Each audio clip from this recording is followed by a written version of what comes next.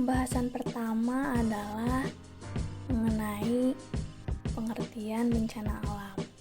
Murid-murid di sini ada yang tahu nggak sih apa itu bencana alam? Nah, betul sekali ya. Bencana alam adalah bencana yang disebabkan oleh peristiwa alam, tidak dapat direncanakan, dicegah, ataupun direkayasa oleh manusia. Hanya Tuhanlah yang dapat mengaturnya. Indonesia sendiri termasuk negara yang sering mengalami bencana alam. Hal ini sangat berkaitan dengan letak wilayah Indonesia yang memungkinkan sering terjadinya bencana alam. Nah, bencana alam yang akan kita bahas hari ini yaitu gempa bumi dan juga tsunami. Oke, bencana alam yang pertama akan kita bahas adalah gempa bumi. Dari pengertian sendiri, gempa bumi adalah getaran yang berasal dari perut bumi. Getaran gempa bumi merupakan getaran bergelombang yang terjadi pada lapisan kulit bumi. Kekuatan gelombang gempa bumi ada yang lemah, ada juga yang sangat kencang. Nah, ketika gempa bumi besar, tanah yang kita pijak tiba-tiba berguncang. Barang-barang yang ada di atas atau di dinding akan berjatuhan, dan kita pun akan kesulitan untuk berdiri tegak, apalagi berlari. Lalu apa ya yang menyebabkan bencana alam gempa bumi ini? Nah, di Indonesia sendiri, gempa bumi ini sering terjadi karena pergerakan lempeng tektonik dan aktivitas gunung api. Lalu apa sih yang dimaksud dengan lempeng tektonik? Yuk kita bahas.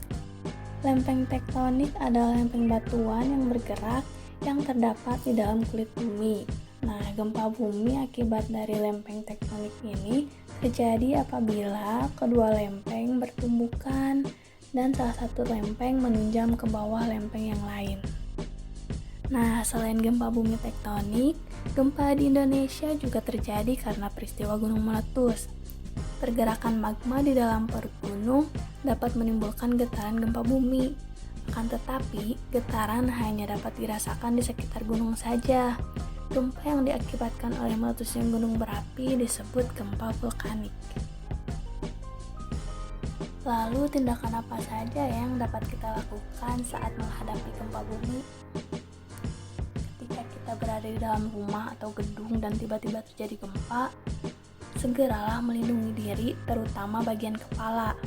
Gempa dapat menyebabkan benda-benda di atas berjatuhan atau runtuh.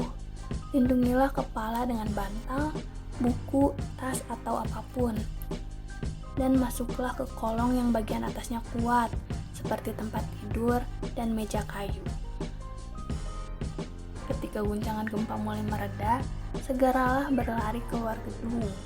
Dan usahakan untuk menggunakan tangga dan tidak menggunakan lift, karena lift bisa saja macet akibat getaran gempa yang kuat. Lalu ada tindakan menghadapi gempa ketika kita berada di luar gedung.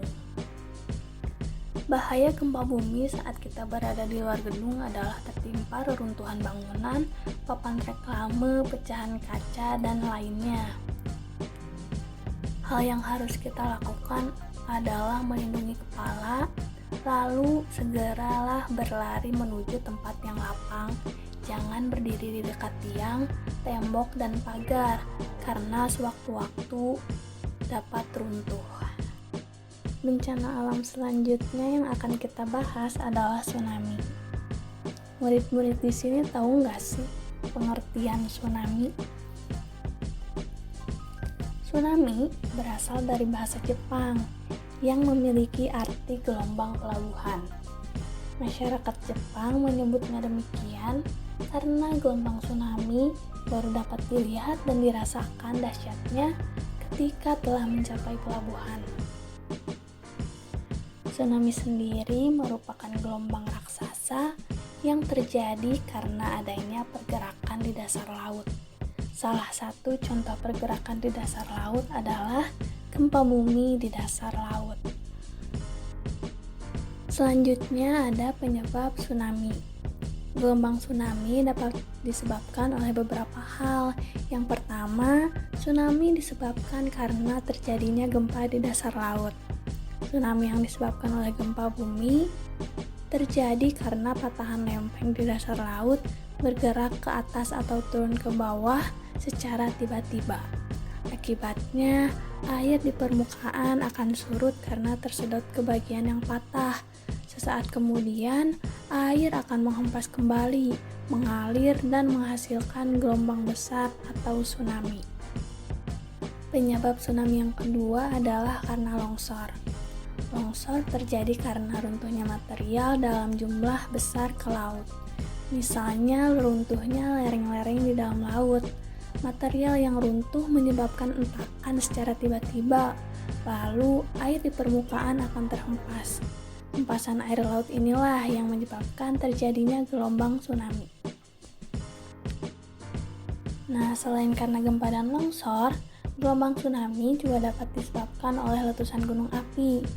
Letusan gunung api menyebabkan banyaknya material gunung yang runtuh ke laut secara tiba-tiba.